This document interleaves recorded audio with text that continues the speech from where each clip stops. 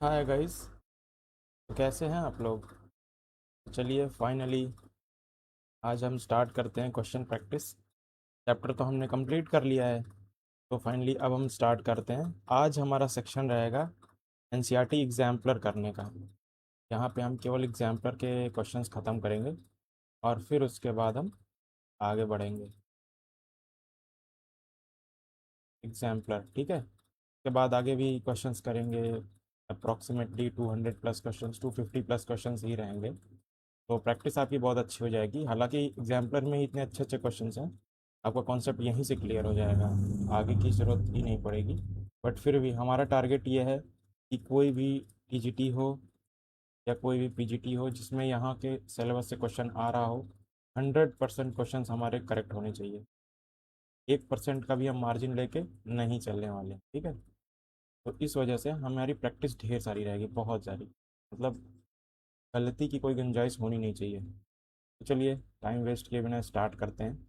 पहला question, the role of catalyst is to change. Catalyst का role क्या होता है? Gibbs energy of a reaction. Gibbs energy को बदलता है? नहीं। ये मैंने क्लास में ही बताया हुआ था आपको।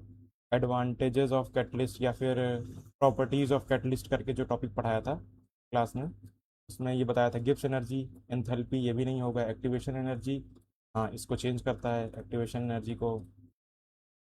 ये ये जो होता है ये कम हो जाता है एक्टिवेशन एनर्जी। ये जो मार्जिन आता है यही होता है, ये चेंज करता है। इक्विलिब्रियम कांस्टेंट इसको चेंज करता नहीं है। आंसर क्या हो गया? 3। ठीक है। तो आइए नेक्स्ट क्वेश्चन में। Number 2, in the presence of a catalyst the heat evolve और एब्जॉर्ब ड्यूरिंग द रिएक्शन। तो कैटलिस्ट, तो in the presence of catalyst heat evolve और एब्जॉर्ब। क्या कैटलिस्ट के प्रेजेंस में हीट इवॉल्व होती है या एब्जॉर्ब होती है? मतलब क्या रिएक्शन में हीट आती है या हीट रिएक्शन से निकलती है कैटलिस्ट डालने की वजह से? ऐसा कुछ होता है? तो हमने पहले ही बताया है कि डेल्टा एच में चेंज नहीं आता है। जो ऊपर बताया है ना, डेल्टा एच में चेंज अगर नहीं आता है तो ये रिमेन्स अनचेंज हो जाएगा। आंसर हो जाएगा 3। ठीक है। आ जाइए अब थर्ड क्वेश्चन में। एक्टिवेशन एनर्जी ऑफ अ, तो मैं रफ करता चलूँ, चीज़ नहीं है। और गाइस अभी क्या है कि नया नया मैंने स्टार्ट किया है पेन टाइम में, तो थोड़ी सी राइटिंग खराब मिल सकती है आपको। धीरे धीरे आदत हो जाएगी तो फिर ये सही हो जाएगी, ठीक है। Activation energy of a chemical reaction can be determined by. Chemical reaction, किसी भी केमिकल रिएक्शन की जो एक्टिवेशन एनर्जी होती है वो कैसे निकाल सकते हैं? Determination of a rate constant. पहले मैं इसमें आपको फॉर्मूला लिख देता हूँ। एक्टिवेशन एनर्जी के लिए दो ही फॉर्मूला मैंने आपको बताया था। एक तो ये था k is equals to A e की power minus E A by R T, और दूसरा ये वाला बताया था लॉग के2/के1 is equals to E A upon 2.303। के बाद यहाँ पे आर आ जाएगा और ब्रैकेट में T2 माइनस T1/T1T। ये दो बताया था, ये मैंने लिया था, फिर इससे डिराइव करके ये बताया था आपको, अगर याद हो आपको। ठीक है। तो ये दो हमारे पास फॉर्मूले हैं। अब आप क्वेश्चन ध्यान में रख के देखिए। Determining activation energy of a chem, हमें क्या निकालना है? हमें ये निकालना है, हमें निकालना है ई ए। हमें ई ए निकालना है, ई ए चाहिए। तो कहाँ से निकलेगा? Determining the rate constant of a stand at standard temperature. अगर हम rate constant, determining the rate constant eight standard temperature, temperature ले लें, रेट कांस्टेंट ले लें, तो क्या हम निकाल सकते हैं एक्टिवेशन एनर्जी? नहीं निकाल सकते, हमें ए नहीं पता है। ए भी तो चाहिए। इसका मतलब ऐसे तो नहीं निकल पाएगा। ठीक है। उसके बाद determining the rate constant eight to temperatures. अगर रेट कांस्टेंट दोनों दिए हों, दो टेम्परेचर्स भी दिए हों, तब क्या निकाल लेंगे? बिल्कुल निकाल लेंगे, क्योंकि ये तो कांस्टेंट वैल्यू है। तब हमारा ई आ जाएगा। तो आंसर क्या हो गया? 2। और ये ऑप्शंस भी देख लेते हैं। कैटलिस्ट यूज करके या determining probability of a collision, ये बिल्कुल ही गलत है। यही दो ऑप्शन ही होते हैं, दो ही फॉर्मूले ही हैं दो निकालने के। ठीक है। आ जाइए क्वेश्चन नंबर 4 पे अब। कंसीडर द फिगर 4.1, ये है। Mark the correct option. Activation energy of a forward reaction is E1 plus E2। तो अब ये देखिए, फॉरवर्ड रिएक्शन, ये रिएक्टेंट है ये प्रोडक्ट है। फॉरवर्ड रिएक्शन होने के लिए इसको ये पहाड़ चढ़ना पड़ेगा। और इस पहाड़ चढ़ने के लिए इसका एनर्जी कितना है? यहाँ से लेके यहाँ तक, यहाँ से E2 से लेके यहाँ तक, ये E2 है।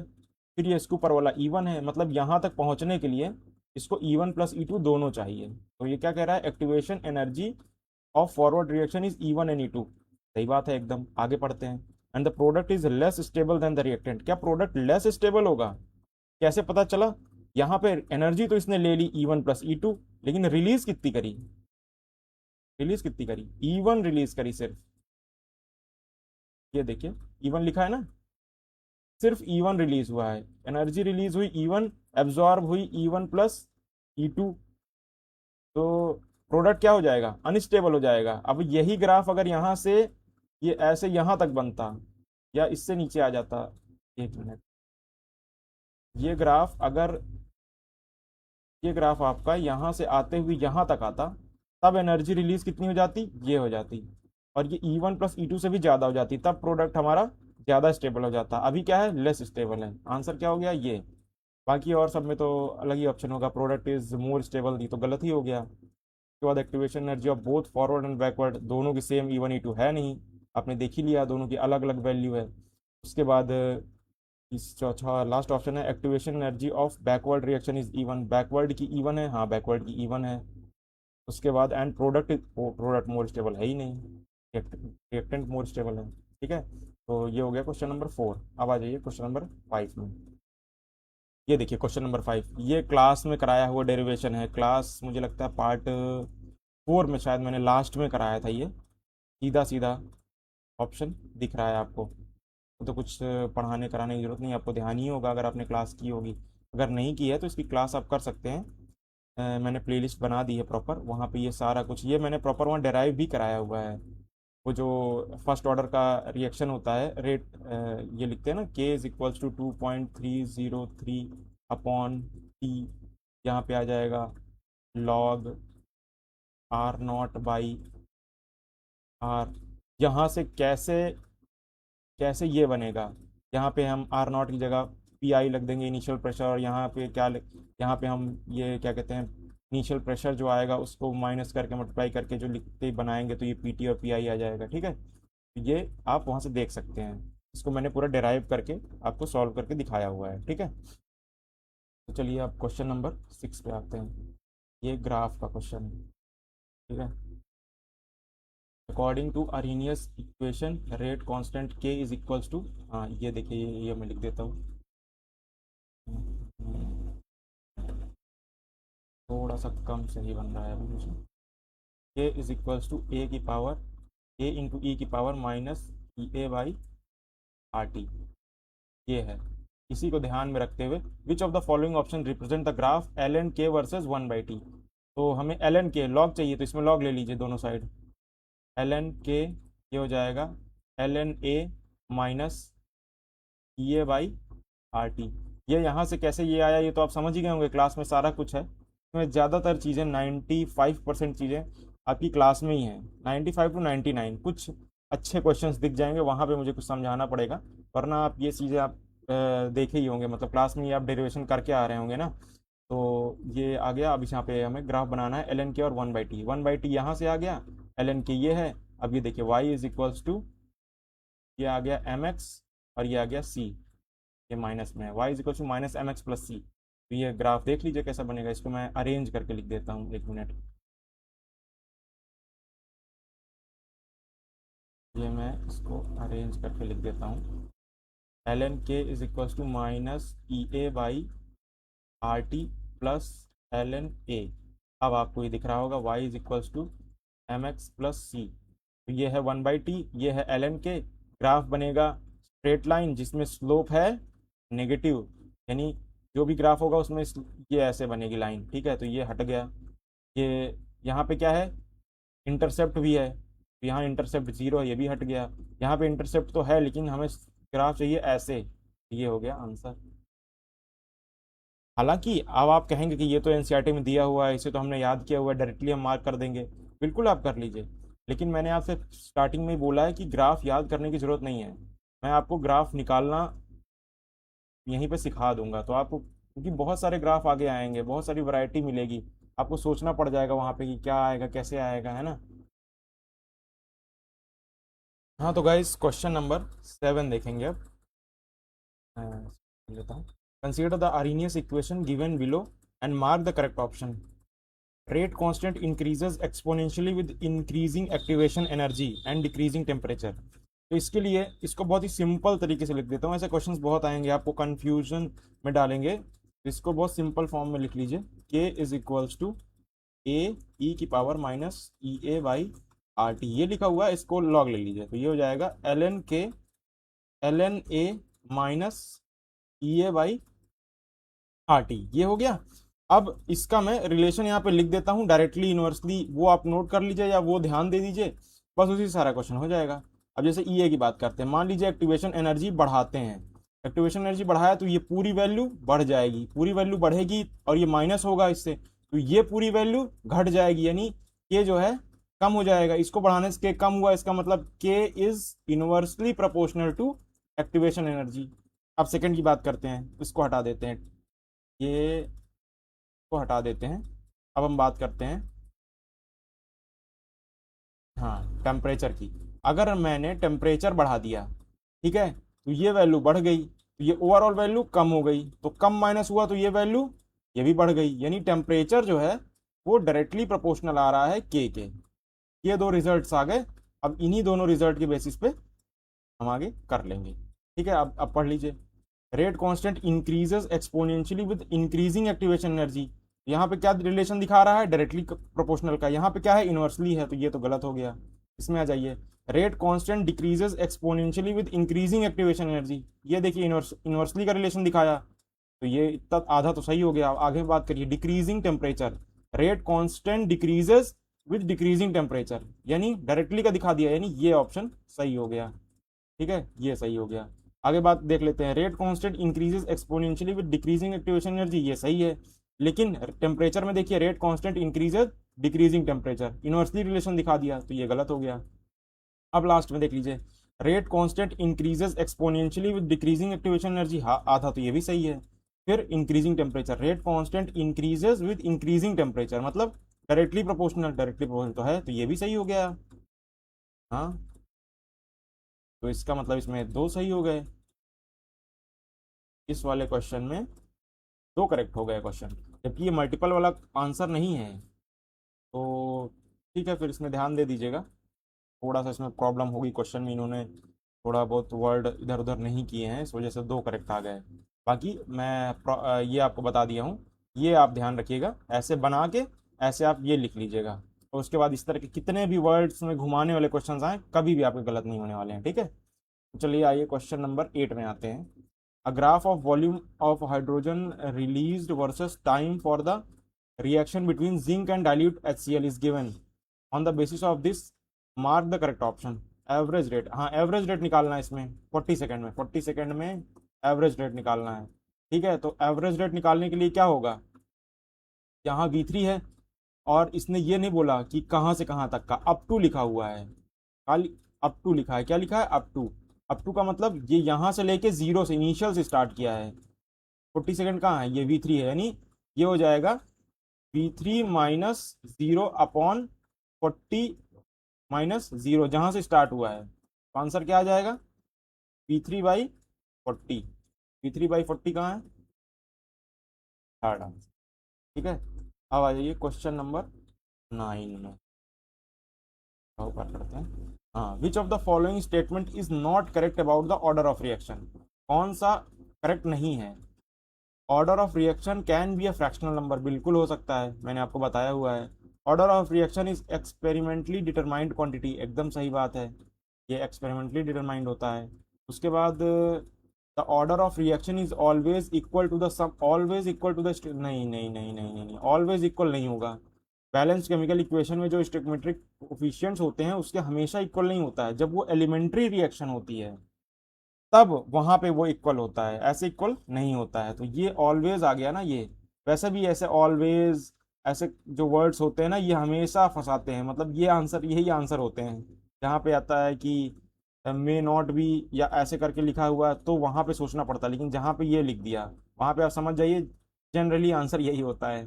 खैर, लास्ट ऑप्शन भी पढ़ लेते हैं। The order of a reaction is a sum of the power of molar concentration of reactant in the rate law. हाँ, रेट लॉ एक्सप्रेशन जब आप लिखते हैं, आर इज इक्वल्स टू के ए पी, मान लीजिए ये स्क्वायर है, तो ऑर्डर ऑफ रिएक्शन क्या हो जाएगा, यहाँ पे ये 1 है तो ऑर्डर ऑफ रिएक्शन क्या होगा, ऑर्डर ऑफ रिएक्शन 1 + 2 ये हो जाएगा 3। तो ऐसे आता है, तो आंसर क्या हो गया। ठीक है, अब आ जाइए क्वेश्चन नंबर 10 में। कंसीडर द ग्राफ, अच्छा 4.2 ग्राफ ये वाला।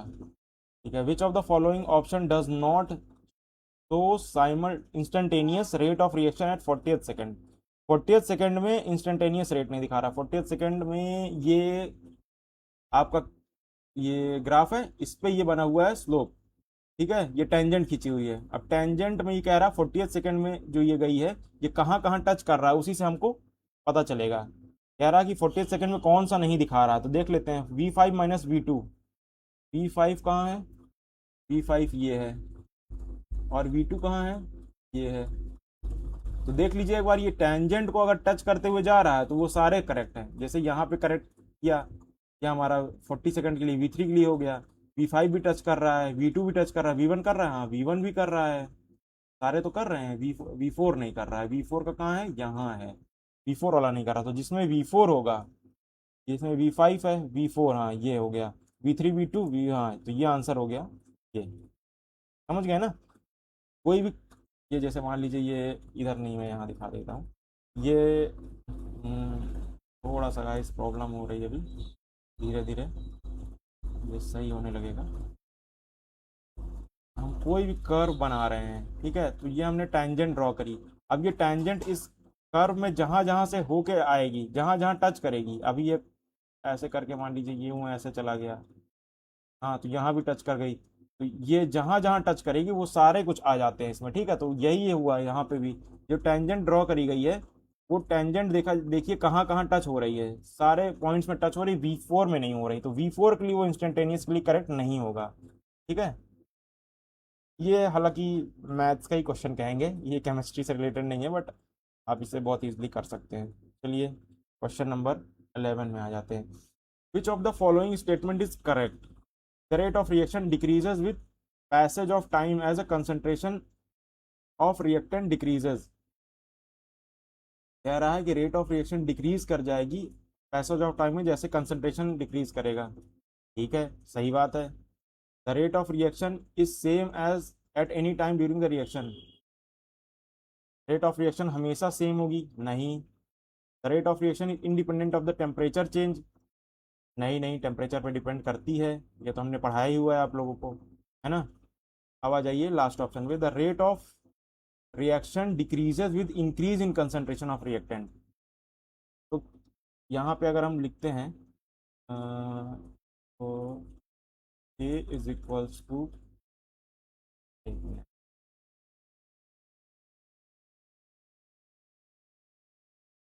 R is equals to KAB, कितना भी आप लिख दीजिए। द रेट ऑफ रिएक्शन ये है, मान लीजिए decreases with increase in concentration. क्या ये इनवर्सली प्रोपोर्शनल आ रहा है, क्या ये इनवर्सली आ रहा है, नहीं, ये डायरेक्टली आ रहा है ना।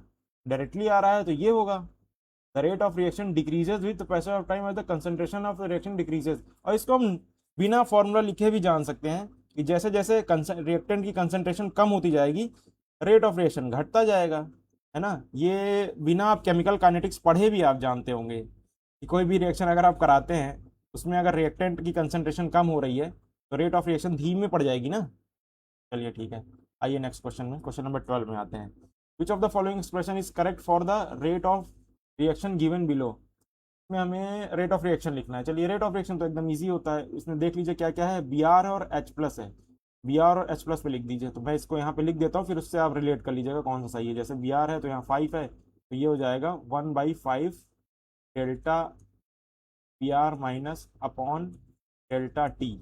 ठीक है, इज इक्वल टू, यहाँ पे माइनस रहेगा क्योंकि ये रिएक्टेंट साइड है, ठीक है, प्रोडक्ट साइड प्लस रहता है। एच प्लस पे लिखना है तो ये हो जाएगा -1/6 delta H plus upon delta T. ठीक है, इसको थोड़ा सा रीअरेंज कर लीजिए, आंसर मिल जाएगा। ये माइनस से माइनस कट जाएगा, ये 5 उधर चला जाएगा, तो ये हो जाएगा 5/6 delta H plus upon delta T, 5/6 delta H plus upon delta T, 6/5 5, हाँ क्या आंसर हो गया। के बाद आ जाइए क्वेश्चन नंबर 13 में, विच of the following graph represent exothermic reaction. ये मैंने बहुत अच्छे से आपको क्लास में 5 मिनट इसी को समझाया था, इस ग्राफ से एक्सोथर्मिक एंडोथर्मिक कैसे पता करेंगे। ये मैंने बताया होगा ना, ये जो एनर्जी होती है, यहाँ से मैं इसी में दिखा देता हूँ, ये जो एनर्जी होती है ये ये एब्जॉर्ब होती है, और जो एक्टिवेटेड कॉम्प्लेक्स के बाद वाली एनर्जी होती है ये रिलीज होती है। तो एक्सोथर्मिक कब होगा, जब ज़्यादा एनर्जी रिलीज होगी। अब खुद ही आप देख लीजिए, एनर्जी ज़्यादा कहाँ रिलीज हो रही, किस वाले में, साफ साफ दिख रहा है। यहाँ देखिए ये एक्स्ट्रा एनर्जी है जो रिलीज हुई है, यानी ये हो गया एक्सोथर्मिक, ये हो गया एंडोथर्मिक, और ये हो गया, नहीं है एक्सोथर्मिक है ना एंडोथर्मिक है, जितनी एनर्जी एब्जॉर्ब हुई उतनी ही रिलीज हो गई। तो ये आंसर हो गया ओनली वन। क्वेश्चन नंबर 14 पे आ जाइए, क्वेश्चन नंबर 14। हाँ तो rate law of a reaction A plus two B gives C is found to be, ये रेट लॉ दिया हुआ है। अब यहाँ पे ध्यान दीजिएगा, ए प्लस टू बी है बट यहाँ पे पावर में वन वन है, ठीक है, इसका मतलब ये स्टोमेट्रिक कोफिशिएंट और यहाँ पे ऑर्डर ऑफ रिएक्शन दोनों अलग अलग है, ये कॉम्प्लेक्स रिएक्शन होगी, ठीक है। Concentration of reactant B is double, B का कंसंट्रेशन डबल कर दिया गया, कीपिंग ए को कांस्टेंट रख के बी डबल कर दिया गया, तो रेट कांस्टेंट में क्या होगा, अगर इसको डबल कर दिया गया, इसकी वैल्यू ये देखिए, R is equals to A B. अब इसकी वैल्यू आर आ रही थी, अब इसको डबल कर दीजिए, तो डबल कर देंगे तो इसको टू भी कर दिया, तो टू बाहर आ गया, ए बी, और ये जो वैल्यू है ये क्या है, ये आर के ही बराबर है, टू आर, आर डैश कितना हो गया, टू आर, यानी डबल हो गया। ये बहुत सिंपल सिंपल क्वेश्चन है, आगे भी अच्छे क्वेश्चन भी मिलेंगे आपको। विच of the following statement is incorrect about the collision theory of the chemical reaction. Collision theory का क्वेश्चन आ गया, देखिए इनकरेक्ट पूछा है, तो हमेशा ध्यान रखा करिए क्वेश्चन में, यहाँ पे हाईलाइट भी किया हुआ है, इनकरेक्ट बताना है।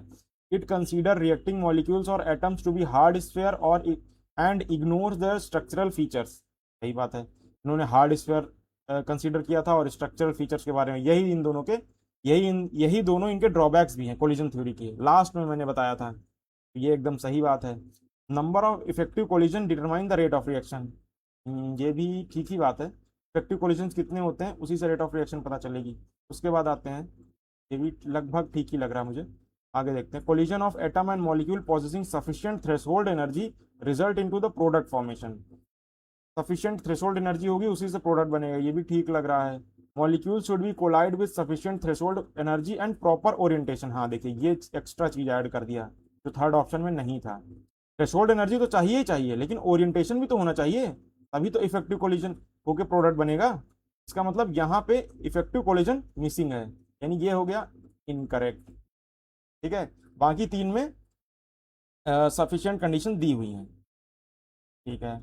चलिए अब क्वेश्चन नंबर 16 पे आ जाते हैं, ये न्यूमेरिकल है क्या लग रहा है। First order of a reaction is, a first order reaction is 50% completed in 1.26 into 10 power 14 second, how much time would it take to be 100% completion।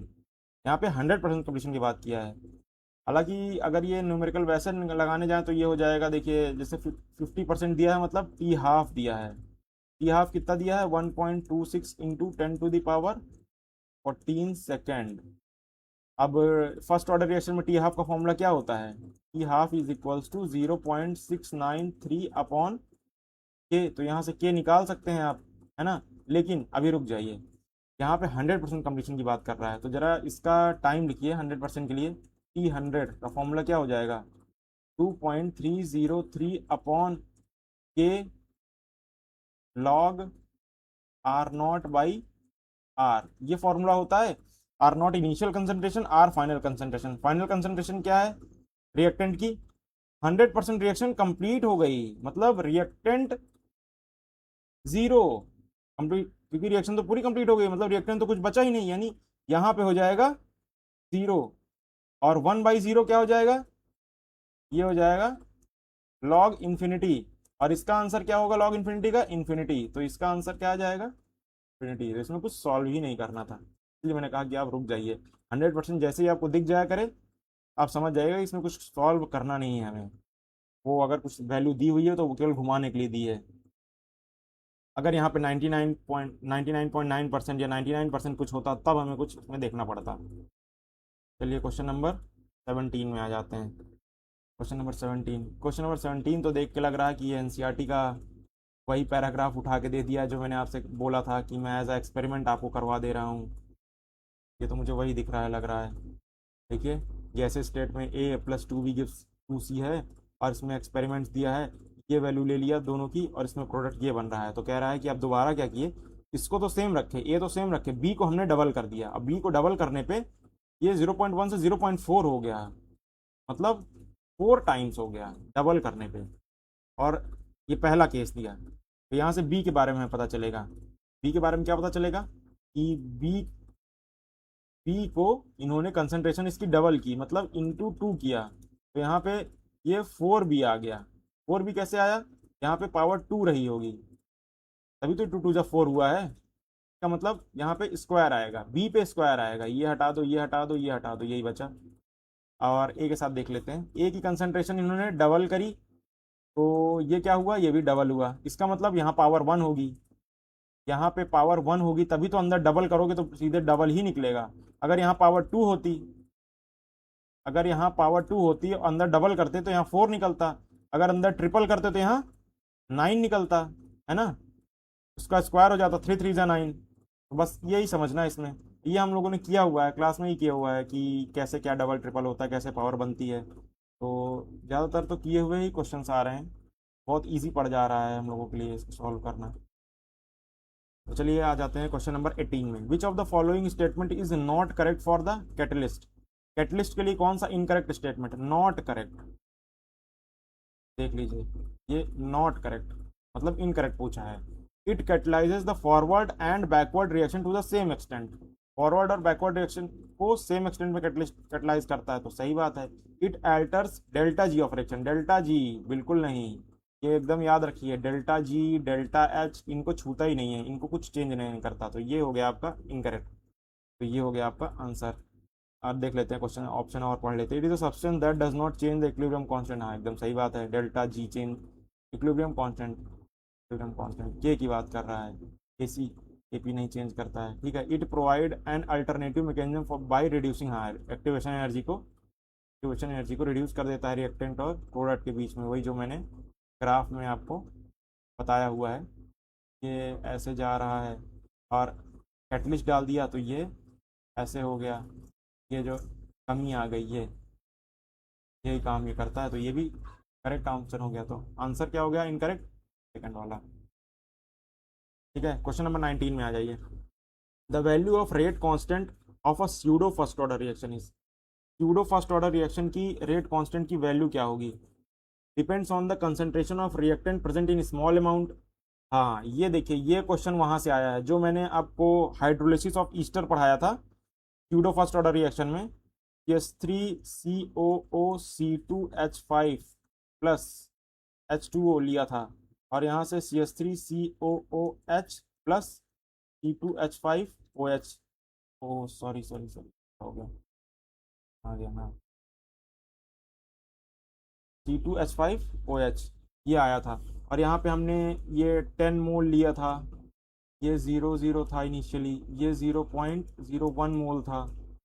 और जब इसका हमने रेट लॉ लिखा था तो क्या लिखा था, अगर आपको याद हो, R = K CH3COO C2H5, बस इतना ही था। तो ये कौन सा आ गया, जो कम है कंसंट्रेशन में, यही मैंने वहां पे बताया था कि स्यूडो फर्स्ट ऑर्डर इसीलिए ऐसे ही बोलते हैं, क्योंकि जो ज़्यादा होता है उसके में तो ज़्यादा चेंजेस आते ही नहीं है, बहुत कम होगा ही नहीं, इसीलिए इसको स्यूडो फर्स्ट ऑर्डर रिएक्शन बोलते हैं। क्योंकि ये second order third order reaction होती है, लेकिन ये क्वांटिटी में इतना ज़्यादा हो जाता है कि वो फर्स्ट ऑर्डर हो जाती है। तो यहाँ पे क्या आएगा, depends on the concentration of reactant present in small amount, ठीक है।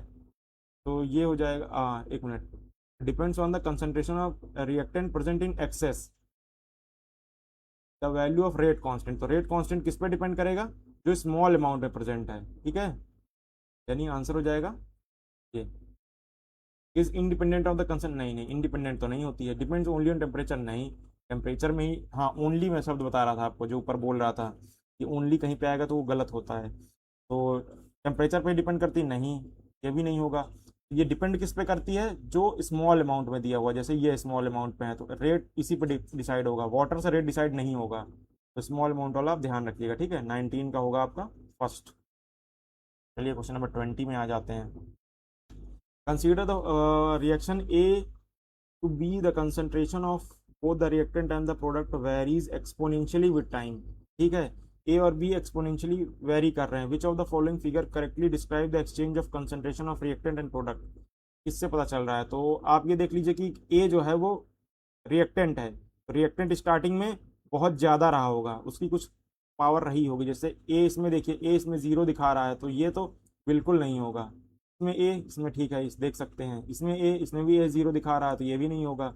इसमें ए, हाँ, ये दोनों में कंसीडर कर सकते हैं। लेकिन बी देखिए, स्ट्रेट लाइन है, स्ट्रेट लाइन तो बिल्कुल होना ही नहीं वाला, क्योंकि एक्सपोनेंशियल बोला है। कहाँ गया, वेरीज एक्सपोनेंशियली, यानी ये भी नहीं होगा। आंसर क्या हो गया, आंसर हो गया सीधे सीधे क्या बोलते हैं उसको, एक्सक्लूड करके, गलत ऑप्शन एक्सक्लूड करके हम निकाल लेते हैं। अब आ जाते हैं मल्टीपल चॉइस क्वेश्चन में। इसमें क्या है, मल्टीपल करेक्ट होंगे, ठीक है, इस बात का ध्यान रखिएगा, इसमें सिर्फ एक करेक्ट नहीं रहेगा। थोड़ा मैं छोटा, हाँ, तो ये देखिए, टू और मोर ऑप्शंस में भी करेक्ट। यहाँ से आपको काफ़ी अच्छे क्वेश्चंस देखने को मिल सकते हैं। ऊपर वाले तो काफ़ी इजी थे। Rate law can not be determined from balanced chemical equation if, rate law नहीं निकाल सकते हैं बैलेंस्ड केमिकल इक्वेशन से अगर रिवर्स रिएक्शन इज इन्वॉल्व। अगर रिवर्स रिएक्शन भी है तब रेट लॉ नहीं निकाल सकते, एकदम सही बात है। अगर अगर बैलेंस्ड केमिकल इक्वेशन एक लिख दी गई नॉर्मल सी, ठीक है, एक बैलेंस्ड केमिकल इक्वेशन लिख दी गई, तो हमें दोनों फॉरवर्ड रिएक्शन बैकवर्ड रिएक्शन दोनों रिएक्शन पता होनी चाहिए, तभी हम रेट लॉ बता सकते हैं। क्योंकि रेट लॉ एक एक्सपेरिमेंटल वैल्यू होती है, हम इसे बैलेंस केमिकल इक्वेशन से लिख के नहीं निकाल सकते हैं, इतना आसान नहीं होता है। इसमें हमें प्रॉपर इन्फॉर्मेशन चाहिए, तभी हम निकाल सकते हैं। तो ये एक आंसर सही हो गया कि reverse reaction is involve, rate law can not be determined. हाँ, ये हो गया। It is an elementary reaction, हाँ, एलिमेंट्री रिएक्शन का तो रेट लॉ पता चल जाएगा, इसमें कोई दिक्कत नहीं होती है, एलिमेंट्री रिएक्शन में कोई दिक्कत नहीं होती है, उसी के लिए निकाला जा सकता है। हाँ, उसके बाद third option, it is a sequence of elementary reactions. It is a sequence of elementary reaction, अगर ढेर सारे एलिमेंट्री रिएक्शंस हैं तब आप रेट लॉ निकाल सकते हैं, नहीं निकाल सकते हैं। तब हमें पहले ये पता करना पड़ेगा इसमें से कौन सा रेट डिटरमाइनिंग स्टेप है। जब रेट डिटरमाइनिंग स्टेप का पता लग जाएगा, रेट डिटरमाइनिंग स्टेप का पता लग जाएगा, तभी हम उसका क्या कहते हैं, रेट लॉ डिफाइन कर सकते हैं। यानी एक ये हो गया, यहाँ पे क्या करना है, rate law can not be determined, तो एक तो इसमें नहीं निकाल सकते हैं, एक इसमें नहीं निकाल सकते हैं। अब आगे आ जाइए, any of the reactant is in excess, अगर कोई रिएक्टेंट एक्सेस में दे दिया तब रेट लॉ निकाल पाएंगे, नहीं निकाल पाएंगे, तब वो स्यूडो फर्स्ट ऑर्डर रिएक्शन में कन्वर्ट हो जाएगा, है ना। तो वहां पे रेट निकालना फिर प्रॉब्लमेटिक हो जाएगा। तो एक ये हो गया प्रॉब्लम। तो रेट लॉ हम एक्सपेरिमेंटली ही निकालते हैं। अगर हमें बैलेंस केमिकल इक्वेशन से रेट लॉ निकालना है तो सिर्फ एक ही कंडीशन है, एकदम एक ही कंडीशन, बस इसी को ध्यान रख लीजिए, एलिमेंट्री रिएक्शन होनी चाहिए वो, बस उसी से निकलेगी, और कोई तरीका आप ले आइए इधर उधर से नहीं निकलने वाली। तो आंसर हो जाएगा यहाँ पे, फर्स्ट हो जाएगा, थर्ड हो जाएगा और फोर्थ हो जाएगा। चलिए क्वेश्चन नंबर 22 में आ जाते हैं। हाँ, which of the following statement are applicable to a balanced chemical equation of an elementary reaction. कौन कौन से स्टेटमेंट हैं जो एलिमेंट्री रिएक्शन के लिए हैं। पहला है order is same as molecularity. Elementary reaction में क्या ऑर्डर और मॉलिकुलरिटी सेम होती है, एकदम सही बात है। ये मैं अभी आपको बता रहा था कि एलिमेंट्री रिएक्शन का ऑर्डर वही होगा जो उसकी मॉलिकुलरिटी होगी। एक सिंगल स्टेप की रिएक्शन है, ठीक है, सिंगल स्टेप की है रिएक्शन, तो उसमें जो ऑर्डर आएगा वही मॉलिकुलरिटी आएगी, उसमें कोई डिफरेंस नहीं होगा। यहीं पे अगर कॉम्प्लेक्स रिएक्शन होती तो अलग हो जाता। खैर आगे आते हैं। Order is less then molecularity, बिल्कुल नहीं, वो पहला ही सही हो गया। ऑर्डर इज नहीं, ये भी नहीं होगा। मॉलिकुलरिटी के ये तो आप जानते ही हैं, मॉलिकुलरिटी जीरो फ्रैक्शन नहीं हो सकती, यानी फोर सही हो गया और फर्स्ट सही हो गया। अब आते हैं क्वेश्चन नंबर 20 में।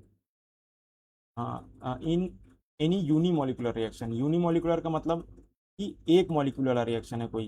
एक मॉलिक्यूल का मतलब जैसे हैवर प्रोसेस में NH3 है, ये टूटता है, NH3 गिव्स N2+H2, जब ये होता है, ये टूटता है, तो ये भी यूनिमोलिकुलर रिएक्शन हो गई, है ना।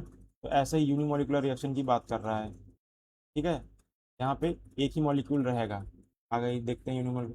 Only one reacting species is involve, सही बात है। In the rate determining step, एकदम सही बात है। केवल एक ही यूनिमोलिकुलर है तो एक ही यहाँ पे क्या कहते हैं वो रहता है, जो रेट रेट डिटरमाइनिंग स्टेप होता है उस पर एक ही स्पीसीज रहती है, एकदम सही बात है।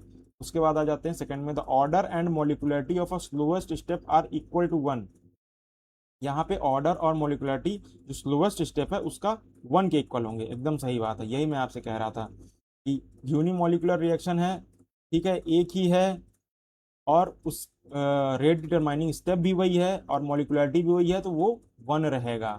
ठीक है, ये भी आपका करेक्ट हो गया। तो फर्स्ट करेक्ट हो गया, सेकंड करेक्ट हो गया। थर्ड में आ जाइए, the molecularity of a reaction is one and order is zero. नहीं नहीं नहीं, सेम होगा। Both molecularity and order of the reaction are one. Both molecularity and order of a reaction are one. One तो रहेगा, but the order and molecularity of slowest step are equal to one. यहाँ पे ये ध्यान देना पड़ेगा। अब मान लीजिए वो एक कॉम्प्लेक्स रिएक्शन हो गई, मान लीजिए उसमें एक दो और तीन स्टेप आ गए। हाँ, और हमें ऑर्डर कहाँ से मिलेगा, यहाँ का स्लोएस्ट स्टेप का। इसका ऑर्डर तो वन हो जाएगा, इसकी मोलिकुलरिटी तो वन हो जाएगी। बट इसका क्या करेंगे, अगर ये एक रैंडम बात लिख दी हमने, इसमें भी वन होगा इसमें भी वन होगा, तो इसमें तो यार ऑर्डर निकल ही नहीं सकता है, तो ये तो हो ही नहीं सकता फिर। वहां पे सिर्फ स्लोएस्ट स्टेप की बात करेंगे तो स्लोएस्ट स्टेप यही है, रेट डिटरमाइनिंग स्टेप। तो सिर्फ वन और टू होगा, यहाँ पे थोड़ा सा कंफ्यूजन हो सकता है, तो मैं स्टार मार्क कर देता हूँ। इस क्वेश्चन को ध्यान रखिएगा कि फोर यहाँ पे नहीं होगा, कंफ्यूज करने के लिए रखा हुआ है। अब क्वेश्चन नंबर 24 में आ जाते हैं। मैं थोड़ा सा zoom होगा। Question number 24, for a complex reaction. यहाँ पे देखिए कॉम्प्लेक्स रिएक्शन की बात कर रहा है। Order of all reaction is same as molecularity of the slowest step. Order of overall reaction, overall reaction का जो ऑर्डर है वो molecularity of the slowest step. हाँ, ये एकदम सही बात है। जो ऑर्डर आएगा ओवरऑल रिएक्शन का, कहाँ से आएगा जरा सोचिए। ओवरऑल रिएक्शन का ऑर्डर क्या होता है, जो स्लोएस्ट स्टेप होता है, जो रेट डिटरमाइनिंग स्टेप होता है, जो उसका ऑर्डर होता है वही ओवरऑल ऑर्डर होता है। वही ये कह रहा है, molecularity of slowest step. Slowest step की जो मोलिकुलरिटी होगी वो उसी वही उसका ऑर्डर भी होगा, तो वो सेम तो हो ही जाएगा। ठीक है, उसके बाद ये बहुत अच्छा क्वेश्चन है, पहले मैं बता दूं आपको, ये बहुत ही अच्छा क्वेश्चन है, इससे आपका सारा कॉन्सेप्ट क्लियर हो जाएगा। आइए सेकंड क्वेश्चन में, order of overall reaction is less than the molec, नहीं नहीं नहीं, इक्वल होगा। ग्रेटर, हाँ ग्रेटर की बात कर रहा था, ये भी नहीं हो जाएगा, तो ये दो तो ऐसे ही खत्म हो गए। आ जाइए लास्ट में, molecularity of the slowest step is never zero और नॉन इंटीजर। ये तो हो ही नहीं सकता है। मॉलिकुलरिटी ऑफ नेवर जीरो और नॉन इंटीजर मतलब कभी जीरो नहीं होगी और कभी नॉन इंटीजर नहीं होगी। हम जानते हैं मॉलिकुलरिटी वन हो सकती है, टू हो सकती है, या थ्री हो सकती है। तो एकदम सही बात कर रहा है, नॉन इंटीजर भी नहीं होगी और जीरो भी नहीं होगी, तो ये भी सही है। ठीक है, अब आ जाइए क्वेश्चन नंबर 25 में। Question number 25, at high pressure the, ये तो हाँ, ये तो वही एग्जांपल है ना जो मैंने क्लास में दिया था आपको, ये एनसीईआरटी में है। अमोनिया हाइबर प्रोसेस में ये प्लैटिनम कैटलिस्ट में टेम्परेचर बढ़ा के रखते हैं, तो जब टेम्परेचर बढ़ाए हुए होते हैं हाइबर प्रोसेस में, तो एक मिनट में चश्मा थोड़ा लगा लेता हूँ, प्रॉब्लम हो रही। जब टेम्परेचर बढ़ा देते हैं तब फिर ये क्या कहते हैं, NH3 से N2+3H2 बनता है। जीरो ऑर्डर रिएक्शन होती है, जो मैंने बताया था कि जैसे मान लीजिए ये एक प्लैटिनम रॉड है, इस पे NH3 लगा हुआ है चारों तरफ से। हाँ, अब प्रेशर बढ़ा दिया गया, तो अब डिपेंड नहीं करेगा कि NH3 कितना है, इससे मतलब ही नहीं है, बस N2 और H3 बनता जाएगा, N2 और H2 बनता जाएगा। ठीक है, अब क्वेश्चन पढ़ते हैं, which of the following option are correct for this reaction. कौन सा ऑप्शन करेक्ट है, rate of reaction rate constant के बराबर होगा, सही बात है। इसका जो रेट ऑफ रिएक्शन होगा रेट कांस्टेंट के बराबर होगा, क्यों, क्योंकि ये जीरो ऑर्डर रिएक्शन है, इसने लिखा ही हुआ है यहाँ पे, तो ये तो एकदम नॉर्मल सी बात है। आ जाइए सेकंड में, क्योंकि मैं यहाँ पे लिख देता हूँ, रेट कांस्टेंट का आप जानते होंगे, रेट, हाँ, रेट ऑफ रिएक्शन का ये बनता है, और ये जीरो रहता है, ये जीरो रहता है, तो हमें ये पे ही डिपेंड रहेगा। ठीक है, अब आ जाइए, rate of reaction depends on the concentration of ammonia. क्या rate of reaction concentration of ammonia पे डिपेंड करेगा, बिल्कुल भी नहीं, करेगा ही नहीं, जीरो ऑर्डर रिएक्शन है। थर्ड पे आ जाइए, rate of decomposition of ammonia will remain constant until ammonia disappears completely, एकदम सही बात है, यही मैं आपको समझा रहा था जीरो ऑर्डर रिएक्शन के टाइम, कि rate of decomposition of ammonia constant ही रहेगा अंटिल अमोनिया, पूरा अमोनिया खत्म ही ना हो जाए तब तक ये डिकम्पोजिशन जो है ये कांस्टेंट रहेगा। तो ये भी सही हो गया, यानी फर्स्ट वाला सही हो गया, थर्ड वाला सही हो गया। फोर्थ में आ जाते हैं, further increase in pressure will change the rate of reaction. कह रहा है कि और ज़्यादा प्रेशर को इंक्रीज कर दें तो क्या रेट ऑफ रिएक्शन बदल जाएगी। तो ये एक बहुत इंपॉर्टेंट पॉइंट है।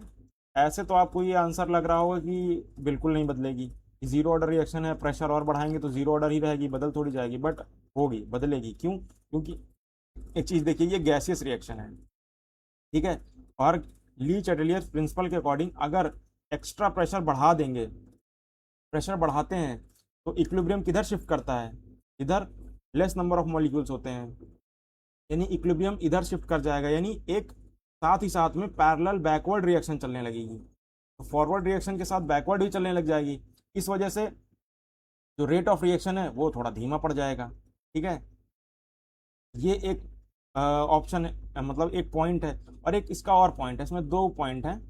ये थोड़ा सा डीप क्वेश्चन है, ये ऑप्शन थोड़ा डीप है, जनरली लोग इसको गलत कर देते हैं। इन दो बातों का ध्यान रखिएगा कि प्रेशर नॉर्मली बढ़ाने पे जीरो ऑर्डर रिएक्शन मेंटेन रहती है, बट कुछ कंडीशन है, ये एक जीरो ऑर्डर रिएक्शन है, प्रेशर पहले से ज़्यादा है, उसमें और ज़्यादा प्रेशर बढ़ा दिया गया, तो कह रहा है कि क्या चेंज होगा। यहाँ पे ये नहीं बोल रहा है कि रेट ऑफ रिएक्शन बढ़ जाएगा या घट जाएगा, इसने सिर्फ चेंज वर्ड यूज़ किया है। तो चेंज तो देखिए हो जाएगा। पहला ये क्योंकि बैकवर्ड रिएक्शन चलने लगती है, तो फॉरवर्ड और बैकवर्ड दोनों रिएक्शन चलने लगेंगी तो चेंज आ जाएगा रेट ऑफ रिएक्शन में।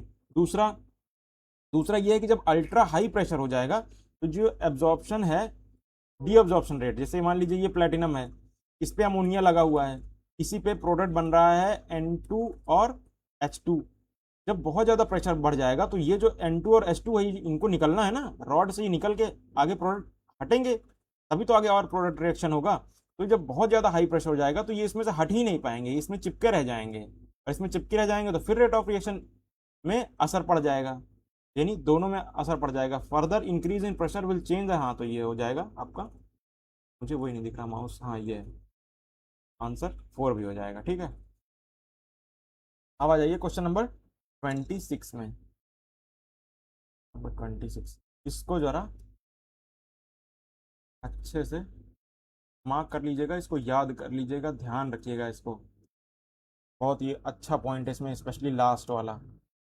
अब आ जाते हैं क्वेश्चन नंबर 26 में। During the decomposition of an activated complex, ठीक है, ये एक्टिवेटेड कॉम्प्लेक्स है, इसका डिकम्पोजिशन हो रहा है, टूट रहा है, तो क्या होगा, एनर्जी रिलीज होगी, बिल्कुल एनर्जी तो रिलीज होगी ही होगी। एनर्जीज अब्जॉर्ब नहीं, एनर्जी अब्जॉर्ब क्यों होगी, यहाँ पहुँच गया अब तो एनर्जी रिलीज होने की बारी आ गई।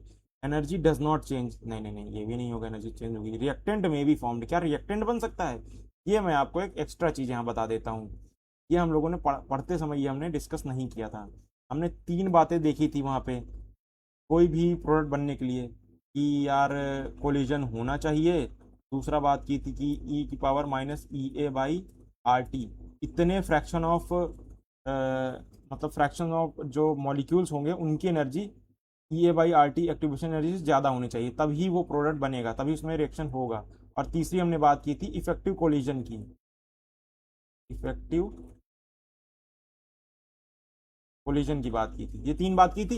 यहाँ पे एक और बात ध्यान दे लीजिए कि जब ये तीनों होंगे, प्रोडक्ट यहाँ पहुंच गया, इफेक्टिव कोलिजन हो गया, इसके बाद भी चांसेस हैं कि वो रिएक्टेंट में कन्वर्ट हो जाए, क्योंकि ये देखिए पहाड़ है, पहाड़ के टॉप पे खड़ा है, तो ये इधर भी जा सकता है, ये इधर भी जा सकता है, इसके पास दोनों चांसेस हैं, ठीक है। ये चीज़ मैंने आपको तब नहीं बताई थी, तब ये था कि अगर ये तीनों चीज़ें हैं तो प्रोडक्ट बन ही जाएगा, बट ज़रूरी नहीं है।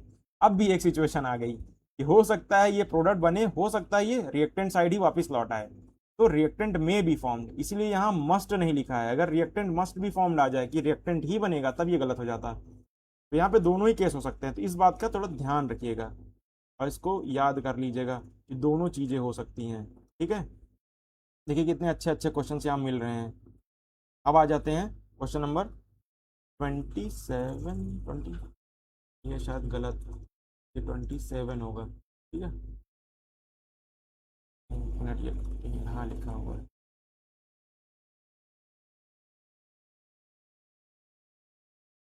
नंबर 27। हाँ, मैं दो ऑप्शन इधर होंगे।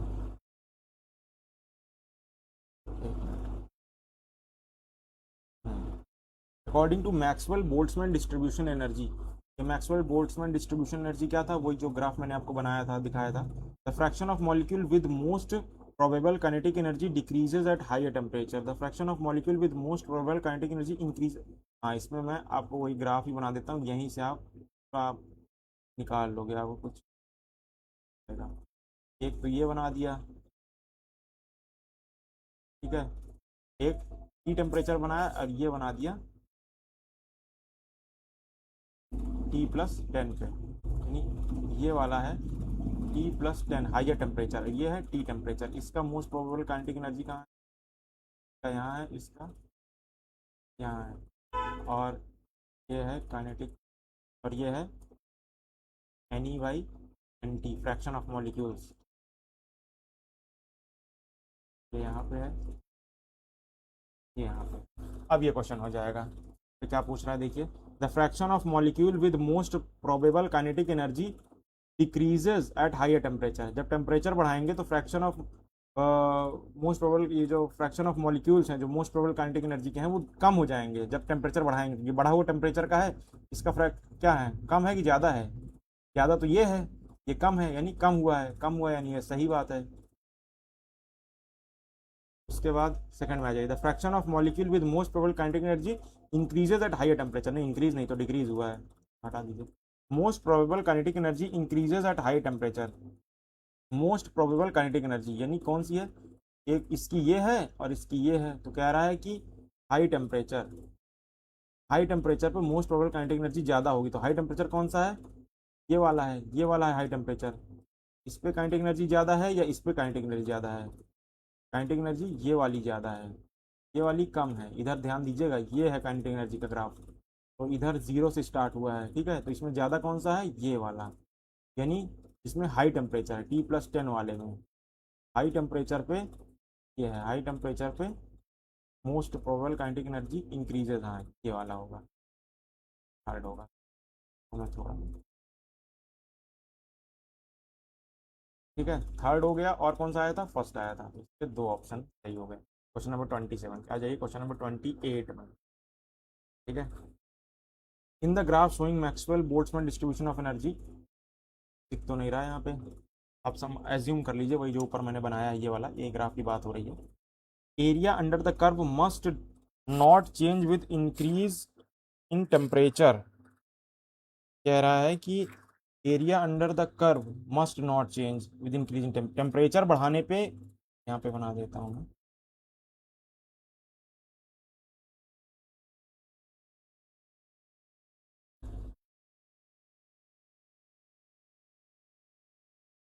कह रहा टेम्परेचर बढ़ाने में क्या एरिया चेंज हो जाता है, नहीं, ये जो इधर एक्स्ट्रा आता है वो इधर एक्स्ट्रा हो जाता है, एरिया बिल्कुल नहीं चेंज होता। तो area under the curve must not change with, हाँ तो सही बात है, ये हो गया सही ऑप्शन। और देखते हैं,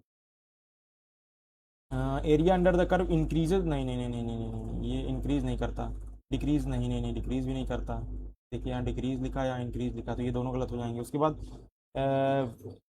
with increase in temperature curve broadens and shift to right hand side, देखिए increase in temperature curve broadens चौड़ा हो जाता है और राइट हैंड साइड शिफ्ट कर जाता है, देखिए वही हुआ, राइट हैंड साइड शिफ्ट कर गया, ये करेक्ट हो गया, यहाँ पे मैंने टिक कर दिया। अब आ जाता है क्वेश्चन नंबर 29 में, ठीक है। Question number 29, which of the following statement are in accordance with Arrhenius equation, Arrhenius equation के अकॉर्डिंग है। अरीनियस इक्वेशन में आपको लिख देता हूँ, E/RT, rate of reaction increases with increasing temperature, देखिए फिर वही चीज़ आ गई, ये जो मैंने ऊपर बताया था आपको, आ गई ये, और ऊपर है क्या, ये K is inversely proportional to activation energy and K is directly proportional to T, सही है। K is inversely proportional to activation energy and K is directly proportional to T, ये दो चीज़ें बस, इसे देख लीजिए।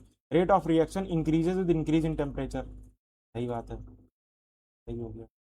Rate of reaction increases with decrease in activation energy, हाँ इनवर्सली प्रोपोर्शनल है, ये भी सही बात है। Rate constant decreases exponentially with increase in temperature, ये इनवर्सली की बात कर रहा है तो नहीं।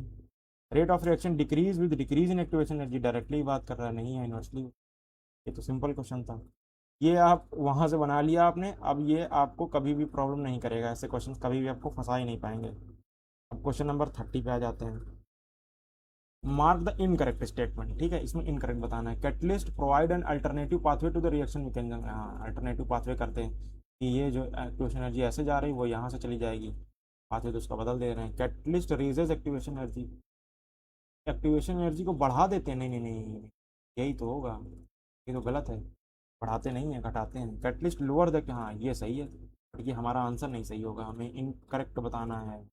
एक ये सही हो गया, catalyst alter enthalpy change of the reaction, क्या कैटलिस्ट डेल्टा एच को चेंज करते हैं, डेल्टा जी को चेंज करते हैं, ये तो मैं आपको कितनी बार बता चुका हूँ। तो ये हो गया आपका इनकरेक्ट, ये भी हो गया, एलपी की बात कर रहा है डेल्टा एच की। ये हो गया क्वेश्चन नंबर 30। आ जाइए क्वेश्चन नंबर 31 में, देखिए ग्राफ आ गया, ग्राफ आ गया, ग्राफ आ गया, ग्राफ आ गया। Question, which of the following graph is correct for zero order reaction, zero order reaction के लिए कौन सा करेक्ट होगा। तो जीरो ऑर्डर रिएक्शन का मैं रेट लिख देता हूँ, रेट इज इक्वल्स टू, ये सब चीज़ें आप ध्यान रखिएगा, ये सब एक्सप्रेशंस आपको ध्यान होंगे ना, तो आप इसे आराम से कर, ये होगा।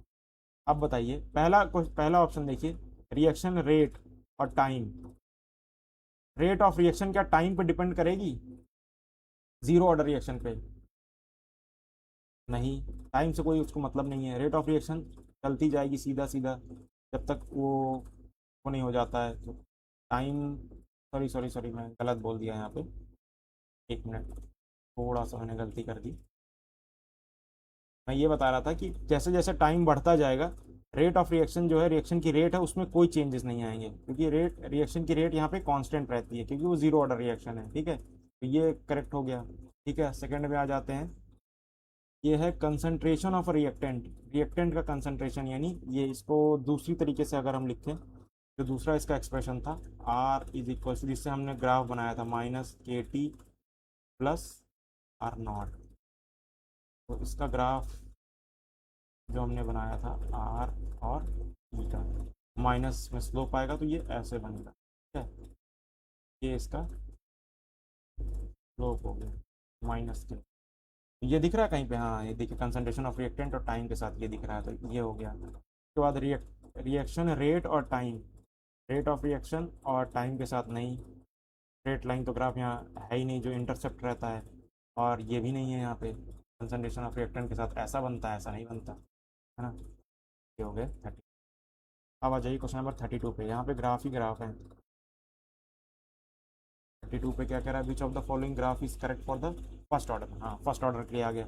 फर्स्ट ऑर्डर का भी मैं एक्सप्रेशन यहाँ पे लिख दूँ, टी हाफ भी दिख रहा है मुझे, और ये दिख रहा है, हाँ ठीक है, टी हाफ का, टी हाफ का मैं वो लिख देता हूँ, T half is equals to 0.69 by A, इसके साथ होता है ये एक्सप्रेशन होता है, और वो वाला मेन वाला जो एक्सप्रेशन है इसका, वो होता है,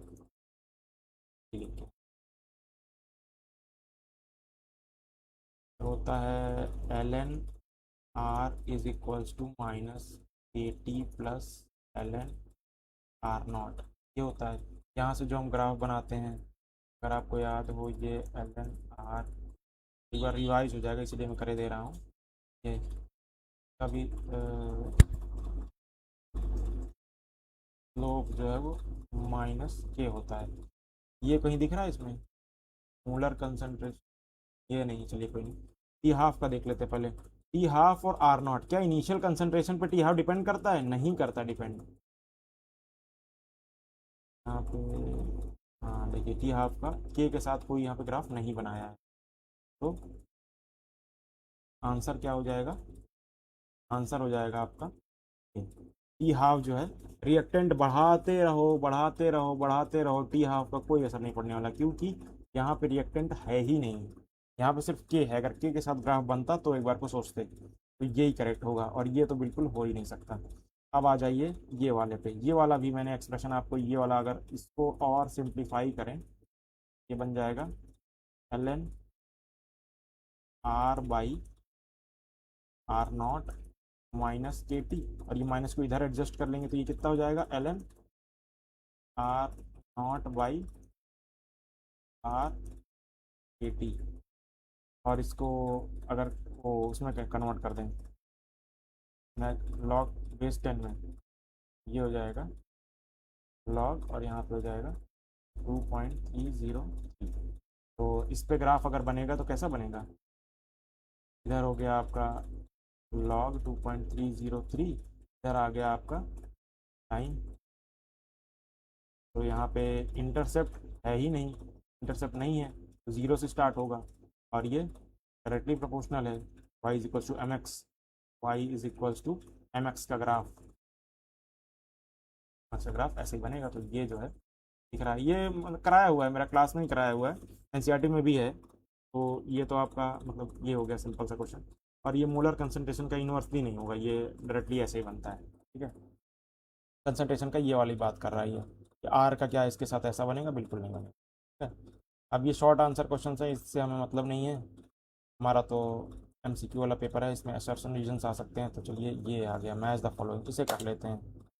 हाँ, ये अपने काम का है। इसमें क्या क्या ऑप्शन है, इसमें दो ही ऑप्शन है, या तो कोई फर्स्ट ऑर्डर रिएक्शन होगी या तो सेकंड ऑर्डर होगी। ये देखिए बहुत अच्छा क्वेश्चन है, तो मैं थोड़ा ऊपर कर देता हूँ, नहीं दिखेगा नहीं, नहीं नहीं, पहले दो ही दो दो कर लेते हैं। तो एक एक दो दो पहले निकालते जाते हैं, क्योंकि दो ही हैं, या तो फर्स्ट ऑर्डर होगी या तो सेकंड ऑर्डर होगी। Question number 53। तो फर्स्ट वाला देखिए, रेट वर्सेस कंसंट्रेशन का है, रेट वर्सेस कंसंट्रेशन। तो ये क्या बनता है, रेट इज इक्वल्स टू के ए की पावर यहाँ पे 1 आता है, यही होता है। तो ये है आपकी कंसंट्रेशन, ये है आपका रेट, डायरेक्टली प्रोपोर्शनल है। तो डायरेक्टली प्रोपोर्शनल में ये यूँ जाएगा, ये किस में का है, फर्स्ट ऑर्डर रिएक्शन मैंने लिखा हुआ है, ये हो जाएगा फर्स्ट ऑर्डर, कुछ ज़्यादा ही हो गया। ये हो गया आपका ए, ठीक है, फर्स्ट ऑर्डर। अब आ जाइए सेकंड में। सेकंड में क्या हो रहा है, रेट जो है वो कंसंट्रेशन पर डिपेंड नहीं कर रही है, ये कुछ देखा देखा आपको लग रहा है। रेट इज इक्वल्स टू के ए की पावर ज़ीरो, इस पर डिपेंड नहीं कर रही, तो ये ज़ीरो नहीं, ये 1 होगा। ये डिपेंड नहीं कर रही है, यानी ये कौन है, ये है ज़ीरो ऑर्डर रिएक्शन, यानी इसका हो जाएगा बी, ठीक है। अब आ जाइए थर्ड पे। थर्ड पे क्या हो रहा है, कंसंट्रेशन वर्सेस टाइम, टाइम और कंसंट्रेशन का इसका जो ज़ीरो ऑर्डर का ये एक्सप्रेशन होता है, R is equals to minus के टी प्लस आर नॉट। अब यहाँ पे देखिए कंसंट्रेशन और टाइम, कंसंट्रेशन और time, Y is equals to M x plus, ये है कंसंट्रेशन और ये है टाइम, माइनस के स्लोप के साथ बन जाएगा, ऐसे ही बनेगा ना। अभी मैंने ऊपर बनाया हुआ है, ये कौन सा हो गया, फर्स्ट ऑर्डर हो गया, ठीक है। एक मिनट, सॉरी सॉरी सॉरी, ये फर्स्ट ऑप्शन फर्स्ट नहीं है, ये है फर्स्ट। तो होता तो वहाँ पे एल एन आर होता ना, थोड़ा सा मैंने, ये हो जाएगा, ये हो जाएगा बी, ज़ीरो ऑर्डर, ये ज़ीरो ऑर्डर का एक्सप्रेशन है। यहाँ पे दिख रहा है फर्स्ट ऑर्डर, लॉग देखिए लिखा हुआ है ना, यहाँ पे हो जाएगा L N R is equals to minus के T plus L N R naught, ठीक है। तो ये हो जाएगा आपका y is equals to M x plus, तो इसका आ जाएगा ये ग्राफ, यहाँ पे लॉग या एल एन जो भी आप ले लेते हैं, यहाँ पे टाइम, ये हो जाएगा आपका फर्स्ट ऑर्डर, ये ऑप्शन, ठीक है। ये हो गया, बस आप ये ध्यान रखिएगा, ये ज़ीरो ऑर्डर है, ये ज़ीरो ऑर्डर है, तो इसमें आप ये रखिएगा ध्यान कि एक मिनट, यहाँ पे रेट इज इक्वल्स टू के आएगा, और R is equals to minus के टी प्लस आर नॉट आएगा, और फर्स्ट ऑर्डर है अगर, वहाँ पे रेट इज इक्वल्स टू के आएगा, और l N R is equals to minus के T plus L N R not आएगा। ठीक है, ये ध्यान रखिएगा। और इस पर कुछ और जो एक्सप्रेशंस बनते हैं वो इसके बाद बनते हैं, बट इतने से ही ये क्वेश्चन हो जाएगा। चलिए आगे नेक्स्ट क्वेश्चन में आते हैं। थोड़ा सा ऊपर नीचे हुआ हुआ है, इसको क्या करना पड़ेगा। दिख रहा है ना क्वेश्चन, दिख ही रहा होगा। चलिए आते हैं क्वेश्चन नंबर 54। फर्स्ट क्या है, catalyst alter the rate of reaction, can not B fraction और जीरो। ये तो मॉलिकुलरिटी होगी। कैन नॉट बी फ्रैक्शन और जीरो, ये तो देख के ही पता चल गया। और कुछ देख के पता चल रहा है। Total probability one, total probability one किसकी रहती है, वो जो कर्व बनता है area under the Maxwell Boltzmann curve. Total probability one, यानी इसका आंसर हो गया ई। और कुछ दिख रहा है, first the fraction of molecule with energy equal to और ग्रेटर देन, हाँ ये वाली की होगी, हाँ ये है, यानी इसका हो गया F. Second half life of the second half life of first order reaction is same as first. हाँ क्यों, क्योंकि हाफ लाइफ सेकेंड लो, थर्ड लो, कोई भी लो, ये होती है 0.693 अपॉन के, कोई भी लो पर डिपेंड थोड़ी करता है। तो इसका हो जाएगा बी। अब कुछ कुछ और कौन से बचे हैं, energetically favourable reaction are sometimes slow, proper orientation is not there always. यही होगा मुझे लगता है, एनर्जेटिकली फेवरेबल रिएक्शंस। हाँ, जो एनर्जेटिकली फेवरेबल रिएक्शंस हैं वो कई बार स्लो होती हैं, क्यों, क्योंकि उनमें प्रॉपर ओरिएंटेशन नहीं होता है, इस वजह से वो स्लो हो जाती हैं, यानी ये हो गया बी। अब कौन सा बचा, catalyst alter the rate of reaction, इसका हो जाएगा बचा हुआ कौन सा, सी। हाँ, catalyst alter the rate of reaction by lowering the activation energy, मिल गया आपका सी। सारे हो गए ना, कोई बचा तो नहीं। ये हो गया ए, ई, डी, ई, हाँ सारा हो गया। अब आ जाइए क्वेश्चन नंबर 55 पे। ठीक है, ये देखिए डायमंड, डायमंड देखते ही आपको याद है फर्स्ट क्लास में मैंने एग्जांपल दिया था। तो ये तो उसी का क्वेश्चन है जो मैंने समझाया था आपको। इसका क्या होगा, long duration of time, short interval of time, ordinary rate of reaction, conversion is imperceptible, मतलब कन्वर्जन दिखता नहीं है, किसी का नहीं दिखता है। डायमंड से ग्रेफाइट का कन्वर्जन दिखता नहीं है। इंस्टेंटेनियस रिएक्शन क्या होता है, शॉर्ट इंटरवल ऑफ टाइम के लिए, जो हम बताया था ना मैंने कि ये ग्राफ है, मान लीजिए हम टेंजेंट ड्रॉ करेंगे तो इस पॉइंट पे इंस्टेंट, इस इंस्टेंट पे निकलेगा, वो होता है इंस्टेंटेनियस रेट ऑफ रिएक्शन। ठीक है, वो शॉर्ट इंटरवल ऑफ टाइम के लिए होता है, और एवरेज क्या होता है, लॉन्ग इंटरवल ऑफ टाइम। ठीक है, अब आ जाइए क्वेश्चन नंबर 56 में। हाँ, match the following item, mathematical expression for the rate of reaction. Mathematical expression अगर लिखते हैं तो वो क्या होता है, रेट लॉ होता है। Rate of reaction for zero order reaction is equal to, zero order reaction के लिए अगर रेट ऑफ रिएक्शन लिखते हैं, रेट इज इक्वल्स टू के, यही है जीरो ऑर्डर रिएक्शन के लिए, ये हो जाएगा रेट कांस्टेंट के बराबर। Unit of rate constant for zero order reaction is same as that of, zero order reaction के लिए जो यूनिट ऑफ रेट कांस्टेंट होगी और zero order reaction is that same of rate of a reaction, हाँ है ना। Rate constant की जो यूनिट होगी, जीरो ऑर्डर रिएक्शन है इसकी जो यूनिट होगी वो भी यही इसी की तो होगी, क्योंकि यही दोनों तो है ही, यहाँ पे और कुछ है ही नहीं। ठीक, ये हो जाएगा। Order of a complex reaction is determined by, order कैसे पता चलता है, स्लोएस्ट स्टेप से पता चलता है। ठीक है, अब क्या बचा, हाँ असर्शन रीजनिंग आ गई है। ये कुछ ऑप्शन है, ये देख लीजिए, both assertion and reason are correct and the reason are correct explanation. ठीक है, क्वेश्चन नंबर 57 में आते हैं हम लोग। क्वेश्चन नंबर 57, अब मैं इसको थोड़ा सा जूम कर देता हूँ।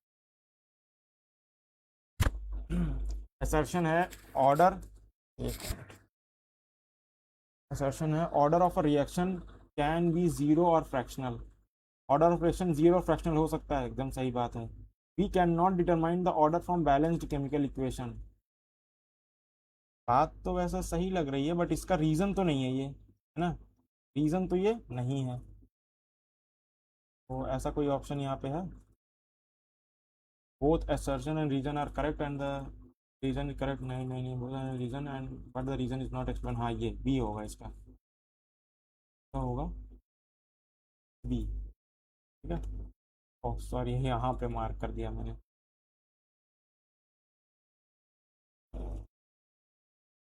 यहाँ पे मैं मार्क करता जाता हूँ, यहीं पे लिख देते हैं, है ना। बी है या टू है, टू है, ये हो गया टू ऑप्शन। अब आ जाइए इसमें, order and molecularity are same, नहीं गलत है, पहला ही गलत हो गया, असर्शन इज रॉन्ग, कहाँ है, असर्शन इज इनकरेक्ट, इसी में है, फाइव होगा, रीजन इज करेक्ट। रीजन क्या है, ऑर्डर इज डिटरमाइंड, हाँ देखिए ऑर्डर उसकी मॉलिक्यूलरिक डेफिनेशन लिखी है, ये हो जाएगा फाइव। अब आ जाइए, the enthalpy of reaction remains constant in the presence of catalyst, एकदम सही बात है, बार बार वही रिपीट हो रहा है देखिए। अब रीजन क्या दे रहा है, a catalyst participating in the reaction forms different activated complex and lowers down the activation energy but the difference in energy of reactant and product remains same, एकदम करेक्ट बात है, एकदम सही बात है, एकदम बढ़िया एक्सप्लेनेशन है, मतलब इसका दे दो फर्स्ट, मतलब कोई डाउट ही नहीं है, फर्स्ट में ही होगा करेक्ट एक्सप्लेनेशन। उसके बाद आ जाते हैं क्वेश्चन नंबर 60 पे, all collision of a reactant molecule lead, नहीं नहीं नहीं नहीं नहीं, सारे कोलिजन से प्रोडक्ट नहीं बनता है, कोलिजन हमेशा इफेक्टिव कोलिजन होना चाहिए तभी प्रोडक्ट बनेगा, प्रॉपर ओरिएंटेशन में होना चाहिए। ये गलत हुआ, सीधे फाइव मारो, और तो ऑप्शन है, नहीं है, only those collision which molecule have correct orientation and sufficient, हाँ हाँ देखिए बाद में समझा दिया इसने। आओ जाइए क्वेश्चन नंबर 61 में, rate constant determined from Arrhenius equation are fairly accurate for simple as well as complex molecule, rate constant determined by Arrhenius equation are fairly accurate for simple as well as complex molecule, ठीक बात है, दोनों के लिए निकल ही जाता है।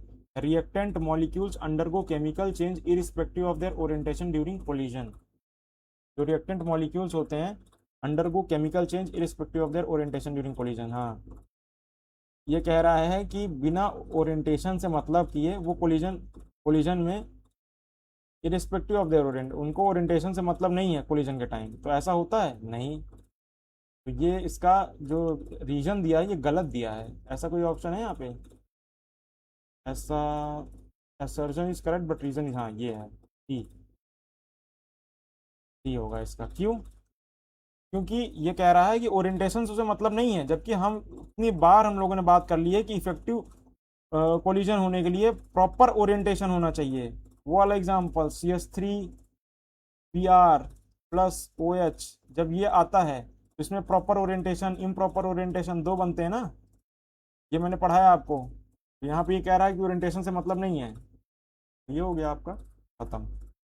अब लॉन्ग आंसर टाइप क्वेश्चन, हाँ हो गया, तो फाइनली आपका ये NCERT एग्जाम्पलर कंप्लीट हो गया है, ठीक है, हमने सारे क्वेश्चंस कर लिए हैं, सारे डाउट क्लियर हो गए हैं, कई सारे अच्छे क्वेश्चंस भी हमें दिखे।